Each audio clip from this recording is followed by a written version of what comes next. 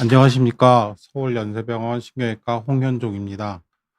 오늘은 척추협착증의 이해와 오해라는 주제로 말씀드리겠습니다.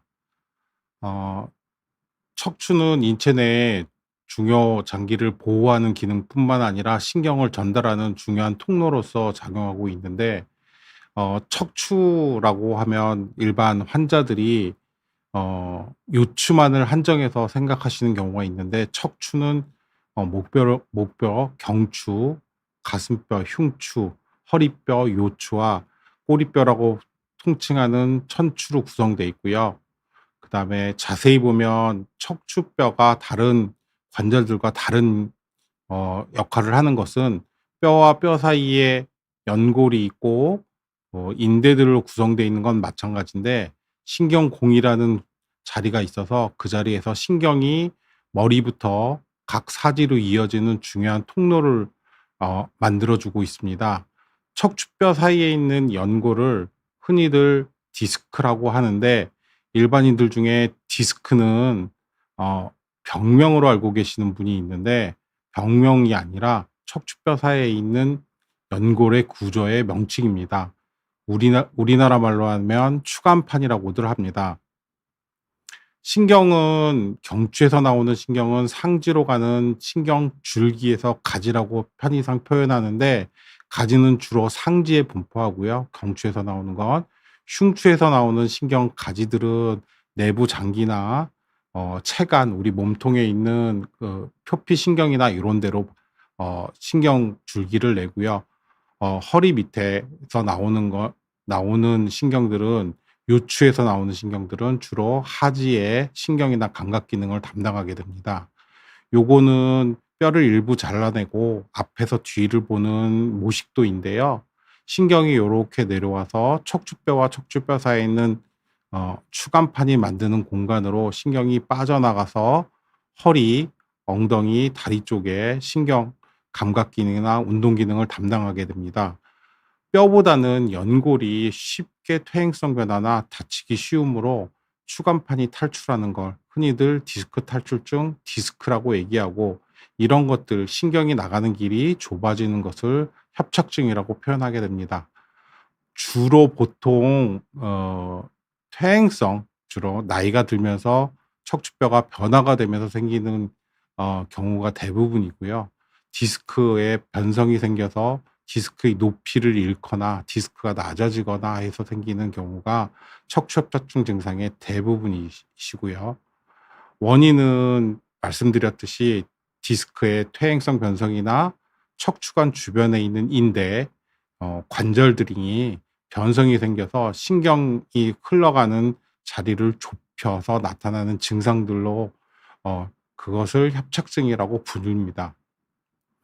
보통 젊었을 때하고 나이를 변하는 걸 다음에 모식도로 보면, 왼쪽의 그림을 보면 이게 위쪽이고요. 아래쪽 관절이고요. 관절과 관절 사이에서 물렁뼈, 연골의 역할을 하는 걸 추간판, 디스크라고 부릅니다. 그리고 윗 척추와 아래 척추에 후관절이라는 관절이 있고, 요 세 부분이 이루어지는 곳에서 신경 줄기가 이 척추뼈 안에서 쌓여서 내려오다가 가지를 내서 각 부분으로 내려가게 됩니다. 퇴행성 변화를 하게 되면 디스크가 많이 없어지고, 디스크가 없어지면 충격 흡수 작용이 줄어들기 때문에 뼈에 변성이 생기고, 또한 신경공, 추간공도 좁아지고 후관절로 인한 통증도 생깁니다. 여기를 이렇게 단면으로 보시게 되면 여기가 몸의 앞쪽이고요. 여기가 뒤쪽이시고, 신경의 큰 줄기가 내려오는 곳에서 신경 가지가 옆으로 가게 되는데, 이렇게 퇴행성 변성을 하게 되면 관절도 두꺼워지고 인대도 두꺼워지고 신경 줄기가 가는 곳이 좁아져서 생기는 증상이 척추 협착증입니다. 옆에서 보신 모식도를 다시 보시면 디스크가 이렇게 낮아지신 다음에 신경이 나오는 곳이 좁아져서 신경이 걸리면 하지방사통이나 요통 등의 증상을 나타내고, 후관절도 두꺼워질 수 있고 인대들이 손상받을 수 있습니다. 요 사진은 정상적인 척추뼈 모식도를 엑스레이를 찍었을 때를 설명드리려고 만든 그림인데요. 여기에 보시면 요렇게 뼈와 뼈 사이에 관절이 하나 형성이 되시고 그다음에 척추뼈와 척추뼈 사이에 요렇게 물렁뼈 역할을 하는 디스크가 들어갑니다. 신경은 이렇게 보시면 위에서 줄기처럼 이렇게 내려와서 나무 가지로 표현하면 보통 통상적으로 이쪽이 오른쪽이고 이쪽이 왼쪽인데 신경 가지를 내서 이 가지가 허리, 엉덩이, 허벅지, 다리 쪽으로 내려가게 됩니다. 이런 모양으로 되어 있고요. 환자분들이 보통 외래 와서 "제 협착증은 4 번인가요? 5 번인가요?" 이렇게 물어보는 경우가 있는데 다음 사진을 보면 엑스레이를 보면 척 척추는 요추 5 개가 있는데 척추뼈에는 버너가 있는데 디스크에는 버너가 없습니다. 그래서 여기를 가리키는 말 척추, 요추, 4-5 사이, 4-5 간이라고 표현하고 있고요. 보통 4 번하고 5 번이 나쁘다고 하던데 맞습니까?"라고 물어보는 경우는 제가 설명을 드리는 이 방식 "4 번하고 5번 사이를 가리키는 말입니다."라고 말씀드리고요. 어 왼쪽의 엑스레이 사진은 정상적인 모습이시고요. 노란색 선이 잘 안 보이시는데 노란색 가늘게 보이는 요 신경이 나가는 모습을 엑스레이 위에 제가 그려 본 거고요. 파란색 선은 추간판, 디스크가 차지하고 있는 공간을 정상적인 때 보여 드리는 거고 요걸 옆에서 찍어서 보시면 여기가 배 앞쪽, 여기가 등 쪽이시고요. 척추뼈 사이에 요렇게 물렁뼈 역할을 하는 디스크가 들어가 있으며 그 신경이 요렇게 내려와서 신경 가지가 요 신경공이라는 데서 좌우로 나가게 됩니다. 요건 앞뒤 사진인데 이거에 비해서 협착증이 있는 경우 디스크 높이가 많이 줄어들어 있고 신경이 나가는 쪽에 골극이라고 해서 뼈가 좀 자라난 경우가 보이십니다. 요 밑에 사진에서 협착증이 있는 경우를 보시게 되면 뼈와 뼈 사이에 디스크 간격이 많이 줄어들어 있고 당연히 줄어들면 신경공, 추간공도 많이 줄어들어서 환자가 움직임에 따라서 신경이 여기에 부딪히게 되거나 염증을 일으키면 통증을 일으키게 됩니다. 어떤 의사는 "디스크라는데 협착증인가요?" 디스크랑 협착증을 구별하기는 쉽지 않습니다. 근데 어 디스크는 젊은 사람이 오고 협착증은 나이 많은 사람이 온다고 하는데 맞나요? 대부분의 경우는 맞는데 수술을 하신 경우가 있거나 디스크를 앓은 지 오래되면 젊은 경우에도 협착증이 오시는 경우가 있습니다. 옆에서 보시면 여러 레벨이라고 표현하는데 여러 군데에 3-4번 사이와 4-5번 사이에 이렇게 디스크가 오래 진행되면 오른쪽 요거는 MRI 찍으신 사진인데요. 여기가 배 쪽이 되시고 등 쪽이 되시고 머리 쪽, 다리 쪽입니다. 척추뼈 사이에 그 윗부분에 보이시는 건 요렇게 가운데 하얀색이 보이는 건 정상 디스크시고요. 요렇게 하는 살짝 퇴행성 변성이 오신 거고 요것도 까맣게 보여서 변성이 오신 건데 이거는 디스크 변성이 많이 와서 인접 뼈에도 영향을 미치고 있는 사진이고 디스크 탈출이 이렇게 있으신 경우 신경이 이렇게 우리 여자 긴 머리 처녀처럼 쭉쭉 내려오셔야 되는데 이렇게 라면처럼 꼬불꼬불 거리는 경우는 신경이 여기서 눌리기 때문에 신경의 흐름이 좋지 않아서 보이는 현상입니다. 이 밑에 보시면 4번 요추와 5번 요추 사이에서 가장 협착이 두드러지는데 디스크 탈출뿐만 아니라 황색 인대라고 표현하는 인대가 두꺼워져서 신경을 누르는 걸 볼 수 있습니다. 요거는 요 윗사진은 정상적인 사진, 신경 줄기가 나오는 모양의 크기이고요. 신경 가지가 오른쪽, 왼쪽으로 나가시는데 요 정도 크기를 유지해 주셔야 되는데 아래 사진을 보시면 신경 줄기도 줄어들어 있고 신경 가지가 나가는 길이 많이 좁아져 있는 걸 볼 수 있습니다. 요런 경우를 협착증이라고 부르는 거고요. 아까 말씀드렸듯이 젊은 사람의 경우도 협착증이 진행되는 경우가 있습니다. 수술을 받으셨던 경우, 많이 사용했던 경우, 디스크를 앓은데 통증 치료만 했던 경우는 협착증이 발견되는 경우가 있습니다. 말씀드렸듯이 증상은 요통이나 둔부통, 엉덩이가 아픈 거 주로 가만히 누워 있을 때는 괜찮다고 하시는데 일어날 때 너무 아파요. 혹은 앉았다가 일어나실 때 허리를 펴기가 힘들어요. 내지는 운전을 장시간 하면 1 시간 이상 하시면 차에서 내리면 허리를 피는데 한참 걸려요. 요런 요통이나 둔부통 요렇게 말씀하는 경우 있고, 하지 방사통, 뭐 쉬운 말로 다리가 저리는 경우, 종아리에 쥐가 난다는 둥, 당긴다는 둥, 터져 나갈 거든 하든 둥, 밤에 자다가 쥐가 나서 잠을 몇 번 깬다는 둥, 요런 증상을 나타내고, 가장 특징적인 척추협착증의 증상은 보행 중 어느 정도 걸어가면 다리가 저려서 앉아서 쉬거나 서서 쉬거나 좀 쉬었다 통증이 가라앉으면 가야 가야 돼요 하고 하시는 분들이 간헐적 파행이라는 우리 의학 용어를 쓰는데, 요런 증상을 주로 호소하게 되시고요. 더 심해지면 감각 및 근력 저하도 오시고 혹은 대소변 장애도 생기시는 경우가 있습니다. 간헐적 파행이라고 하는 말, 어느 정도 가면 다리가 저린다고 하는 게 오 뭐 6 개월 전에는 한 100 미터였는데 한 달 전부터는 50 미터로 줄거나 시간으로 10 분에서 5 분으로 줄거나 하면 척추협착증이 점점 진행돼 있다고 생각하시는 게 맞습니다. 저는 "허리만 아프고 다리 저림은 심하지 않은데 협착증 아니죠?"라고 물어보시는 경우도 있는데, 어 경우에 따라서 다리 저림이 조절이 되시고 허리 추간판이 많이 망가져서 위아래에 어 변성을 일으킬 경우 허리가 아픈 게 더 심하신 경우도 있기 때문에 "허리만 아프다고 해서 협착증이 아니다."라고 얘기할 수는 없습니다.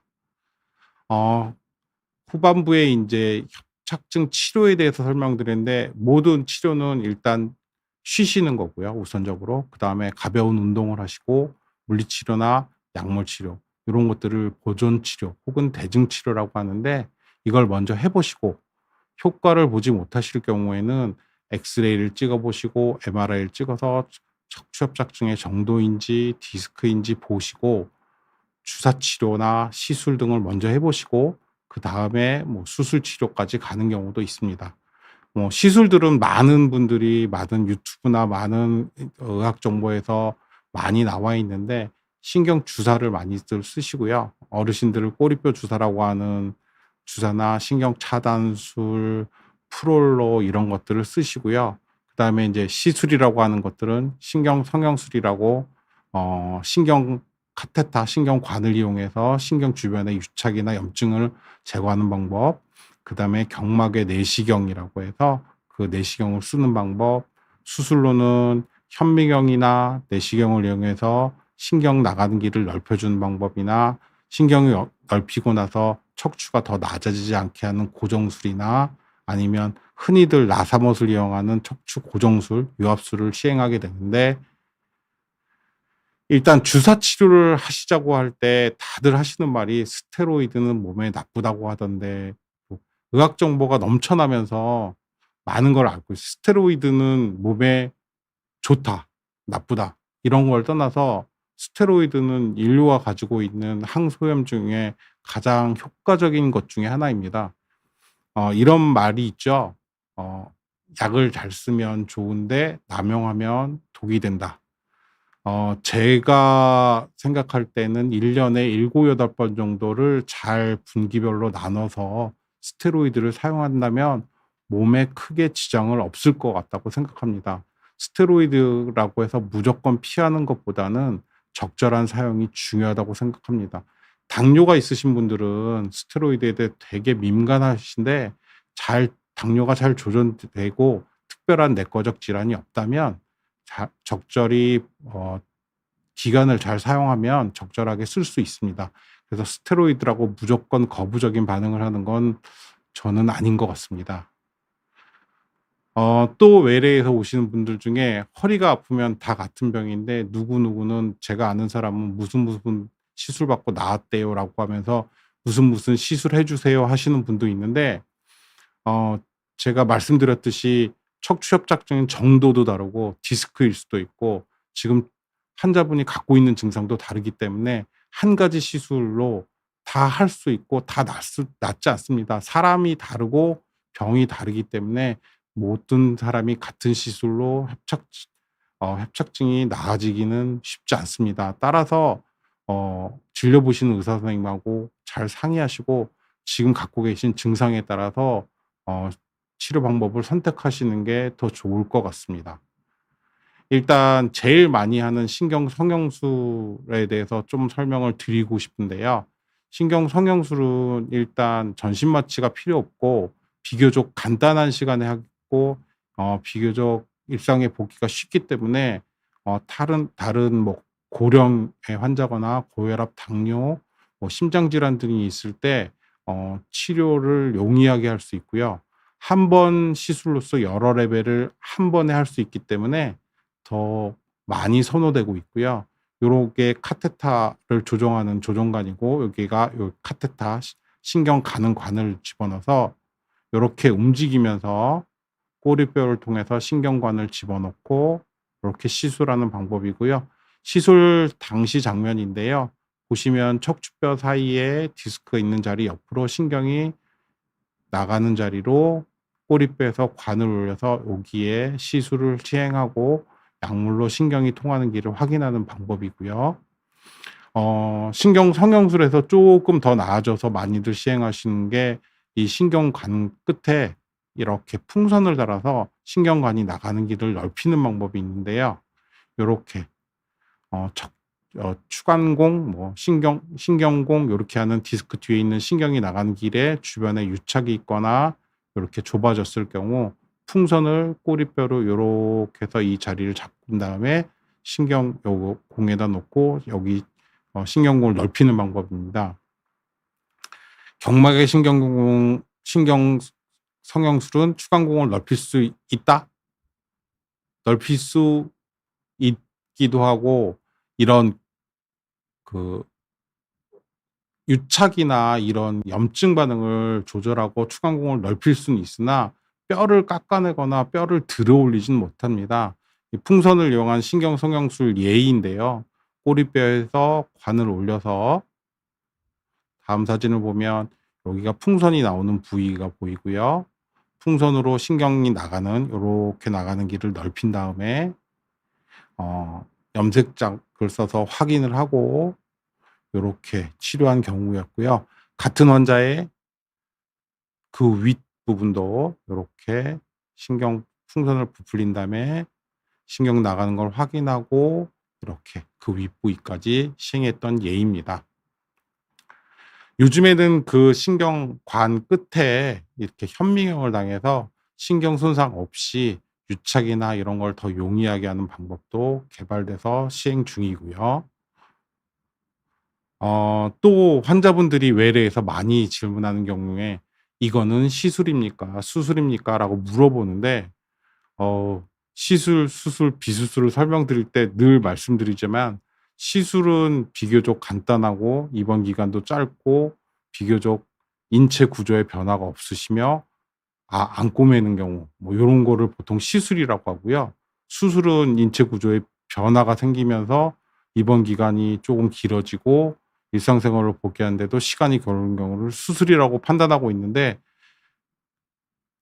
이거는 내시경을 이용해서 허리 안에 내시경을 이용해서 신경 나가는 곳을 시술하는 장면인데요. 신경이 뒤쪽에 인대들이 좁아져 있으면 후궁이라고 뼈를 조금 깎아내고 인대를 이렇게 제거하게 됩니다. 보시면 요렇게 노랗게 보이는 곳이 황색 인대 제거술 할 때 황색 인대이고요. 요 안에 보이는 게 신경이고요. 요걸 제거하면 신경 나가는 길을 이렇게 조금 깨끗하게 정리해 주고 염증도 정리해 주고, 수술 후에 찍었던 여기 뼈 후궁을 조금 절제한 모습이고요. 아까 그 내시경이 들어갔던 자리이기 때문에 어떤 데에선 내시경 수술을 수술이라고 하기도 하고 비수술이라고 하는데 제가 보기에는 수술이 맞는 것 같습니다. 요거는 또 신경이 나가는 길 옆에서 보신 건데 여기가 디스크가 있고 이게 앞쪽이고 이게 뒤쪽입니다. 옆쪽이고요. 신경 줄기에서 신경 가지가 나가는 곳에 후관절이 이렇게 두꺼워져 있는 곳을 요런 드릴을 이용해서 신경이 손상 안 가게 요렇게 깎아놔서 신경이 나가는 길이 이쪽에 비해서 이쪽이 확실히 넓어졌죠. 이렇게 하시는 내시경적 신경 강압술도 있고요. 수술하면 재발이 많다. 그래서 수술을 안 한다고 하시는데 어 정확하게 표현하자면 환자분들 4, 5 요추관이라고 아까 설명드렸잖아요. 그 자리에 오른쪽 왼쪽 같은 자리로 디스크가 튀어나오면 재발이라고 표현할 수는 있는데 3-4 번에 뭐 왼쪽에 다시 디스크가 튀어나왔다. 증상이 똑같이 허리가 아프고 다리가 저리다. 재발로 보기에는 힘들고요. 다른 곳 오른쪽 왼쪽 뭐 이렇게처럼 다른 곳에 있는 거 다른 것이라서 재발이라고 하기에는 좀 어폐가 있는 것 같습니다. 같은 증상이긴 하지만 위치가 다를 경우에는 재발이 아니라고 판단됩니다. 그래서 재발이 생각보다는 그렇게 많지는 않습니다. 젊은 사람은 수술하면 안 된다. 제가 아는 환자 중에 하나가 체육을 전공하는 대학생이었는데요. 디스크가 있어서 체육을 전공하기 때문에 디스크 탈출이 매우 심해져서 어 수술을 권유받다가 수술은 도저히 운동을 하기 때문에 못 한다고 해서 휴학을 하고 뭐 다른 휴식을 취하고 약을 먹고 운동을 하고 1년 반, 2 년을 버텼는데 결국에는 수술이나 유압술로 간 경우가 있습니다, 협착증으로 발전해서. 이런 경우 삶의 질이 떨어지는데도 젊다고 해서 수술을 안 한다? 이거는 조금 어폐가 있는 것 같고 생각을 좀 해 봐야 될 것 같습니다. 젊은 사람도 다른 치료 방법으로 치료가 안 되고 증상으로 인해서 삶의 질이 떨어지거나 뭐 잠을 자다가 꼭 깬다거나 하루에도 몇 번씩 직장 생활을 못할 정도다. 이런 경우에는 수술이 필요하면 결정을 하시는 게 맞다고 생각합니다. 요거는 조금 다른 새로운 기술인데요. 척추뼈 사이에 어 추간판 디스크가 변성이 생기면 허리 요통을 일으키게 됩니다. 이 요통을 일으키는 원인을 신경이 요기를 지나게 되는 것을 연구 결과 밝혀진 지 한 10 년에서 20년 됐는데요.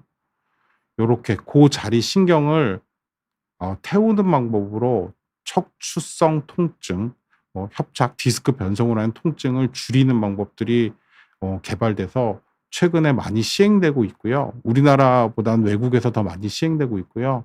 많은 협착증 환자들, 협착증으로 인해서 척추 변성이 있어서 생기는 요통들에 많은 효과를 보고 있습니다. 요거는 또 다른 방법인데 협착증이 좀 심해져서 이 척추 디스크를 제거하거나 신경공을 넓히고 나면 2 차적으로 3-4년 뒤에 척추 사이가 좁아지는 걸 방지하기 위해서 인공 디스크를 넣거나 나사못을 넣어서 유압술을 하는 경우가 많은데 그전에 생각할 수 있는 연성 고정술이라고 약간 쿠션 역할을 해 주는 기구를 삽입하고 고정을 해 주는 방법도 최근에 개발돼서 많이 시행되고 있고요. 어 이거는 쪼금 예전 방식인데 보시면 위에 사진을 보시면 5 번하고 제일 천추 사이에 있는 디스크 간격이 많이 좁아져서 요통을 매우 심각하게 느끼는 여성분이었고요. 이 여성분 나이가 30대 후반이었는데 어 사무직을 못할 정도로 되게 심하셔서 운동은 또 즐기시는 편이었고 통증은 심해서 앞쪽 배 쪽으로 해서 인공 디스크 삽입술을 했던 경우 한 10년 전에는 많이 했던 경우고요. 이분 지금 잘 지내시고 있고요. 수술이라고 해서 다 피할 거 아니다라고는 예로 제가 한번 드렸습니다. 보통의 경우는 마지막 방법 뭐 무릎에 문제가 있을 경우 연골 절제술이나 내시경 시술들 뭐 이런 것들을 하고 그러다가 안 되면 무릎에 인공관절 치환술을 하듯이 척추 협착증의 최종 보스죠. 마지막으로 선택할 수 있는 건 여기 보시면 척추뼈 사이를 높여주는 인공 디스크를 집어넣고 척추뼈를 고정하는 척추 유압술입니다. 나는 척추 유압술 나사못 박는 거 절대 안 해. 척추 유압술의 단점은 수술 초기 한두 달에 걸쳐서 이 수술 부위가 크기 때문에 근육이나 요런 것들이 안정화될 때 통증이 좀 심합니다. 그래서 "나 허리 아파서 수술했는데 수술하고 나서 또 허리가 아파요. 그래서 수술하기 싫어요. 수술 괜히 했어요. 저 유압술 안 할래요." 이런 분들이 많은데 재활을 잘하시고 젊은 경우 오히려 이런 경우가 더 예후가 나중에 결과가 더 좋은 경우가 많습니다. 어 유압술이 좀 수술이 크긴 하지만 확실하게 마지막으로 선택할 수 있는 방법이기 때문에 너무 두려워하실 필요는 없을 것 같습니다. 예방 방법은 뭐 다 비슷합니다. 평소에 생활 습관 오래 앉아 있거나 같은 자세로 서 있거나 뭐 1 시간 2 시간 서 있거나 하면 한 10 분 20분 정도 앉아서 좀 쉬어 주시고요.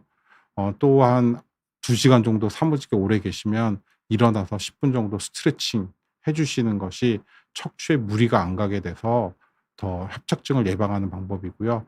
가벼운 스포츠 활동이나 운동 등이 더 도움이 되실 것 같습니다. 또한 허리가 아프면 어 쉬고 있으면 낫습니다. 뭐 맞습니다. 맞는데 그런 게 반복이 되거나 간격이 줄어들고 이러시면 어 가까운 병원을 찾으셔서 검사를 해 보시고 정도가 어느 정도인지 그다음엔 무엇을 해야 되는지 상의해 보시는 게 디스크가 퇴행이 되면서 협착증으로 발전하는 것을 좀 예방하는 방법이 되겠습니다. 오늘 드릴 말씀은 여기까지고요. 질문을 조금 받아 볼게요.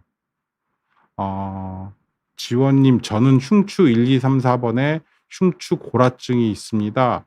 증상은 저림이 심합니다. 몸무게는 118 킬로이고 키는 156 입니다. 그건 수술하면 없어지나요? 수술은 어떻게 하나요? 물어보셨는데 몸무게하고 키를 쓰셨네요.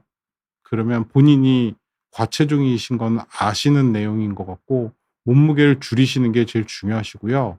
흉추 1, 2, 3, 4 번에 흉추 골화증이 있어서 신경을 누르는 정도가 중요하고요. 이 누르는 거에 의한 증상이 나타나는지, 즉 흉추에서는 체관 쪽에 우리 가슴이나 복부 쪽에 감각 이상이나 이상 감각이, 감각 이상은 감각이 떨어지는 경우고 이상 감각은 만지기만 해도 아프신 이런 이상 감각이 있을 경우에는 MRI 촬영을 통해서 신경 줄기가 어느 정도 남아 있는지 그걸 확인한 후에 해야 되고요. 수술 방법은 흉추는 보통의 경우 뒤쪽에서 접근하는 게 아니라 옆쪽에 폐를 통해서 들어가기 때문에 쉬운 수술은 아닙니다. 그래서 따라서 증상이 심한 경우에만 수술을 생각하시는 게 좋을 것 같습니다. 이석규님, 67세 남성입니다. 1년 전에 오른쪽 추간판 탈출 수술했는데 발등부터 무릎 사이 부분에 약간 저린 증상이 있어서 병원에서 1년 정도 간다는데 아직은 저리고 감각이 조금 없는데 약을 먹어야 하나요?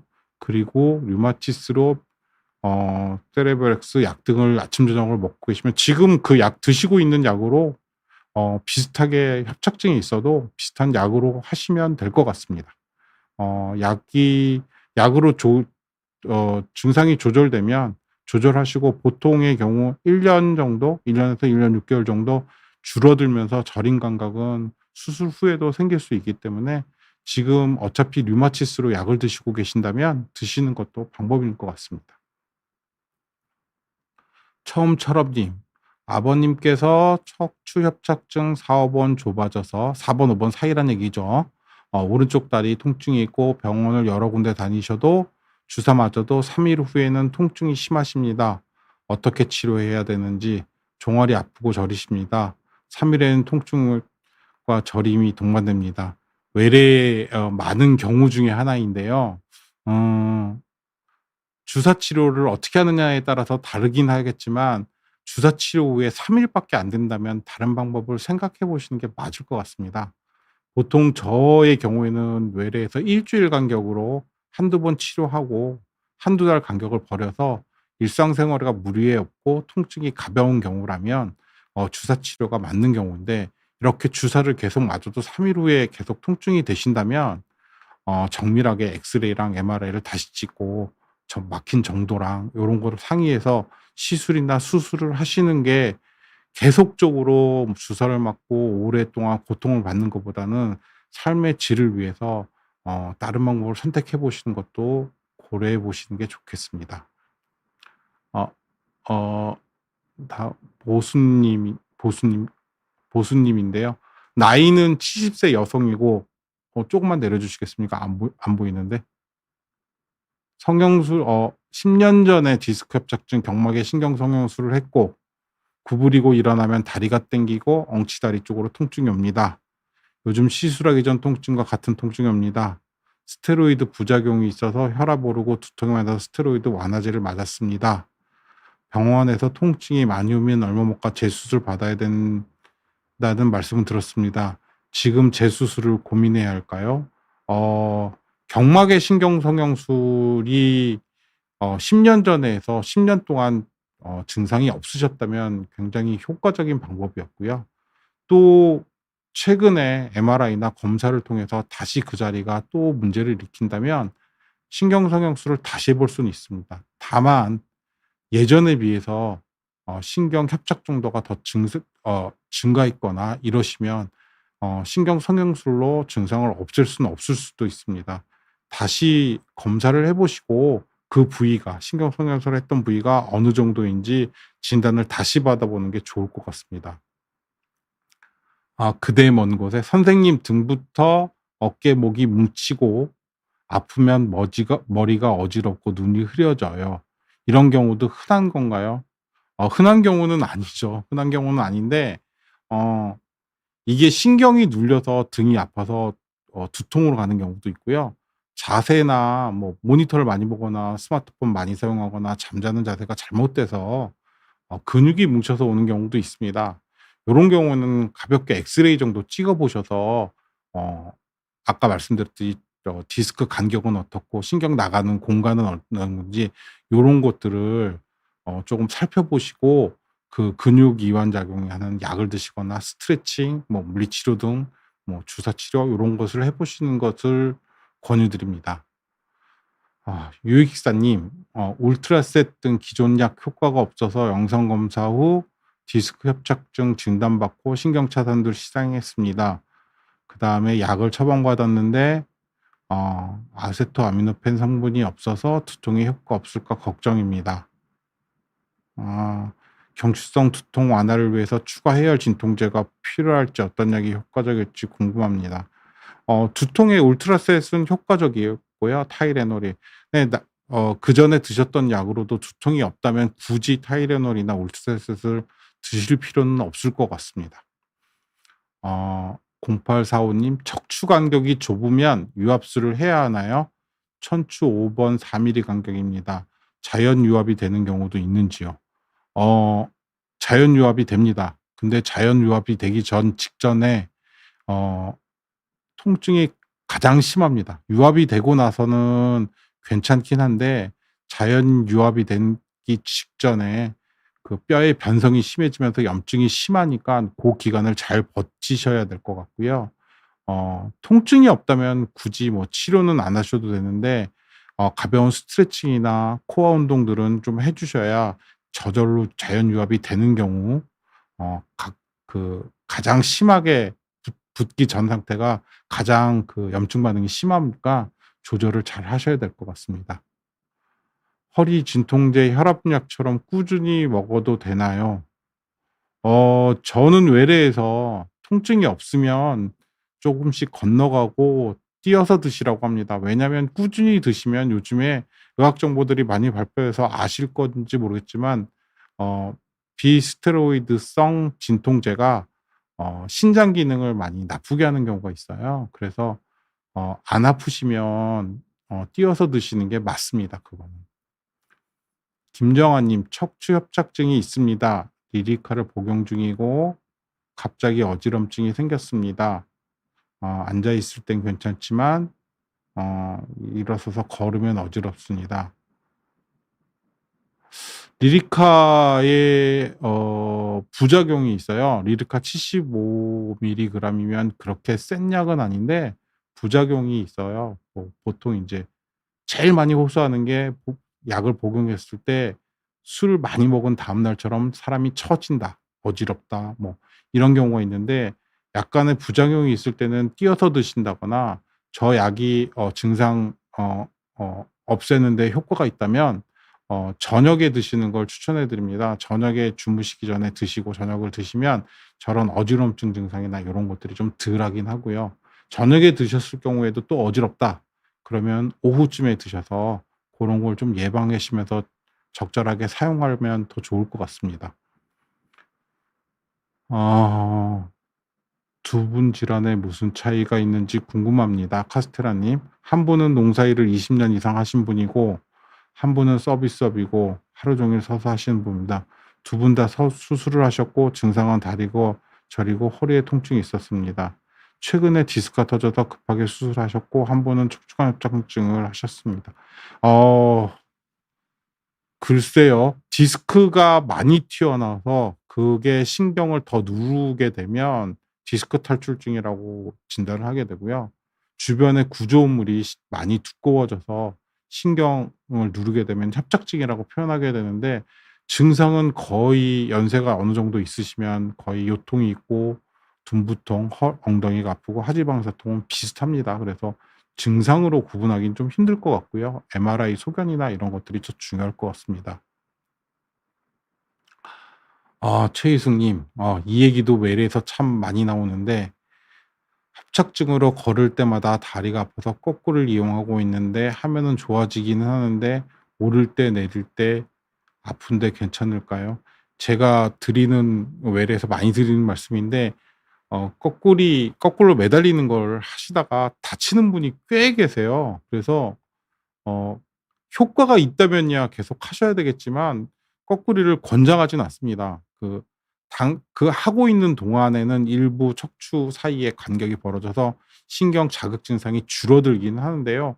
다시 평생을 그렇게 살 게 아니기 때문에 다시 활동을 하시면 다시 제자리로 좁아지거든요. 어 그래서 거꾸리를 할 때 다치지만 않는다면 뭐 정상 어 뭐 증상이 조절된다고 하면 뭐 굳이 반대는 안 하겠는데 조심해서 하셔야 되고요. 거꾸리는 그렇게 권장하진 않습니다. 어 오늘 제가 드린 척추 협착증에 대한 내용은 주로 외래에서 환자분들이 저한테 질문하시고 외래에서 검사 결과를 들으실 때 주로 오해하시고 계시거나 잘못 알고 계시는 분들을 제가 좀 더 쉽게 설명해 드린 거고요. 그다음에 증상이 있으셔서 뭐 쉬거나 뭐 약을 간단히 먹어서 나으신다고 한다면야 뭐 괜찮겠지만, 증상이 반복되고 강도가 달라지고 증상이 오는 주기가 짧아진다면 엑스레이를 통하거나 MRI를 검사하셔서 정확하게 진단받고 거기에 맞는 치료를 해 보시는 게 더 좋을 것 같습니다.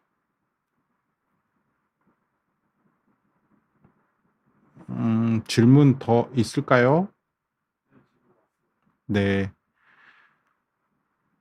하여튼 최근에 보면 건강한 노년층이 늘어나고 스포츠 활동도 늘어나기 때문에 건강한 노년층의 협착증 증상이 점점 늘어나고 있고, 협착증에 대해서 건강보험공단에 쓰는 돈도 늘어나고 있습니다. 일단 협착증이라고 해서 무조건 주사 맞고 약 먹으면 된다라고 생각하지 마시고, 정확하게 전문의를 찾으셔서 검사하시고 상담받고 적절한 치료를 상의해서 결정하는 게 어 어 더 좋을 것 같고요. 마지막으로 "척추가 안 좋으면 코어 운동을 하는 게 건강에 좋나요?" 라고 물어주셨는데, 코어 근육은 척추 뼈 주변을 싸고 있는 장요근과 척추 기립근 양쪽에 4 개의 기둥을 말하는 거고요. 그 코어 운동을 하면 척추뼈에 걸리는 하중, 무게를 이 근육이 나누어서 할 수 있기 때문에 어 요통 예방이나 뭐 요통 현체에 있는 치료에 좋습니다. 코어 운동을 하시는 건 좋은데 일단 제일 간단한 것부터 걷기, 뭐 수영, 자유형, 배영, 그다음에 플랭크라고 엎드려서 할 수 있는 거, 이런 것부터 하시지 코어 운동하신다고 헬스클럽 끊으셔서 무게 운동하시는 거는 저는 아니고요. 코어 운동은 척추에 좋은 건 맞습니다.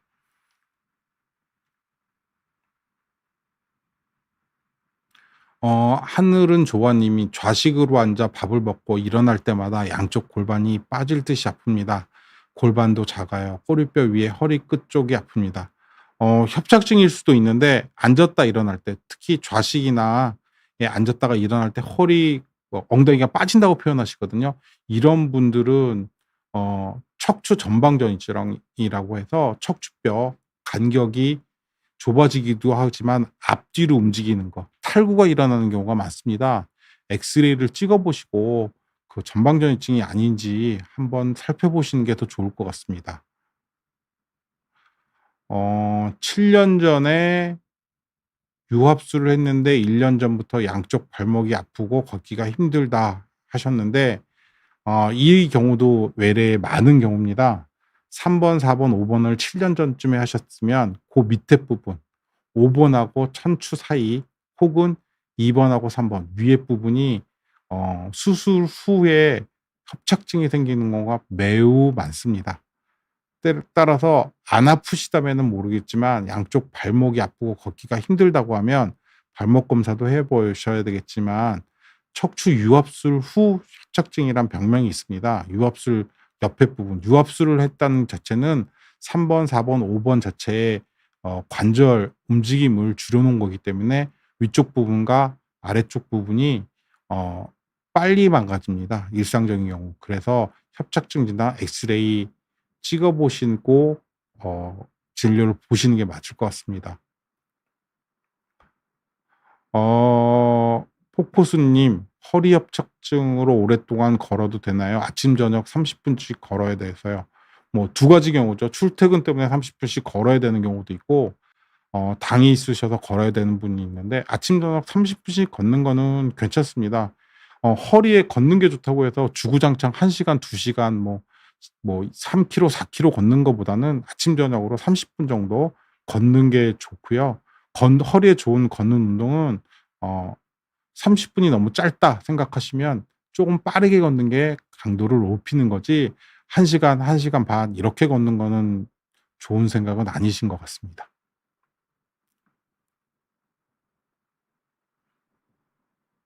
질문이 더 없 더 없으시면 말씀 마무리하겠습니다. 경청해 주셔서 감사합니다.